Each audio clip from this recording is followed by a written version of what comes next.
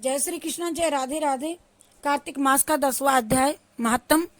राजा पृथु ने कहा कि हे देव ऋषि, आपको नमस्कार है, नमस्कार है, नमस्कार है। आप कृपा करके आप ये भी कहिए कि जिस समय भगवान शंकर ने माथे का तेज इक्सिर सागर में डाल दिया, उस समय फिर क्या हुआ?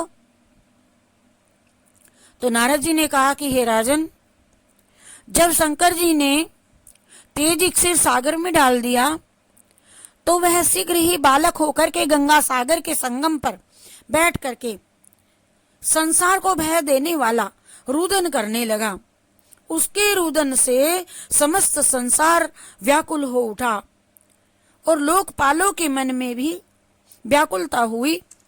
अधिक कहने से क्या है, चराचर चलायमान हो गए। शंकर सुवन के रुदन से ब्रह्मांड व्याकुल हो गए। समस्त देवता और ऋषि मुनि व्याकुल होकर के लोक पिता ब्रह्मा जी की शरण में गए और सब ने मिल करके ब्रह्मा जी को प्रणाम किया और बहुत बहुत स्तुतियां की। और फिर कहा कि हे पितामह, ये तो बड़ा भयंकर समय आया है, आप ही इसका विनाश कीजिए। तो देवताओं की ये बात सुन करके ब्रह्मा जी सत्यलोक से उस बालक को देखने के लिए समुद्र के तट पर आए और समुद्र ने ब्रह्मा जी को आता देख उनको प्रणाम किया और बालक को उठा करके उनकी गोदी में दे दिया। और तब विस्मित होकर के ब्रह्मा जी ने पूछा कि बताओ हे सागर, तुम शीघ्र ही बताओ कि ये बालक है किसका, किसका है ये बालक? तब समुद्र ने कहा, है प्रभु, ये तो मैं नहीं जानता, किंतु मुझे तो केवल इतना अवश्य ज्ञात है कि ये गंगा सागर के संगम पर प्रकट हुआ है।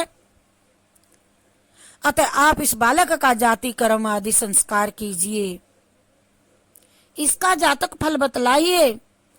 नारद जी कहते हैं कि इधर तो सागर ब्रह्मा जी से ऐसे वचन कह ही रहे थे कि उधर सागर पुत्र भी ब्रह्मा जी के गले में हाथ डाल करके बार बार उनका आकर्षण कर रहा था। अब तो उसने ब्रह्मा जी का गला जोर से पकड़ा कि वे पीड़ित हो नेत्रों से आंसू डालने लगे। किसी प्रकार उन्होंने अपने दोनों हाथ से जोर लगा करके गला को छुड़ाया और सागर से कहा, सुनो, मैं तुम्हारे पुत्र का जातक फल जानता हूं, कहता हूं मेरी आंखों से जो जल निकलता है इस कारण इसका नाम जलंधर होगा। ये पैदा होने के साथ ही तरुण हो गया था।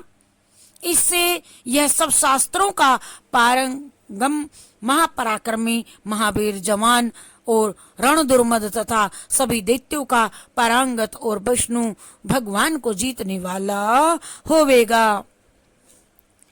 यह कहीं भी नहीं मारेगा ना हारेगा। एक भगवान शंकर को छोड़ करके सबसे अवस्त्र होगा ये, जहां से यह उत्पन्न हुआ है और फिर वहीं पर जाएगा। और इसकी पत्नी बड़ी पतिव्रता सौभाग्यशाली सर्वांग सुंदरी परम मनोहर मृदुभाषिणी तथा शील की सागर होगी। नारद जी ने कहा, राजन, सागर से यह कह करके ब्रह्मा जी ने शुक्राचार्य जी को बुला करके बालक का राज्याभिषेक करवाया। फिर अंतर्गत ध्यान हो गए। अब तो उस बालक को देख करके सागर बहुत प्रसन्न हुआ और कितने ही उपाय से उसकी पालना करके उसको बड़ा किया।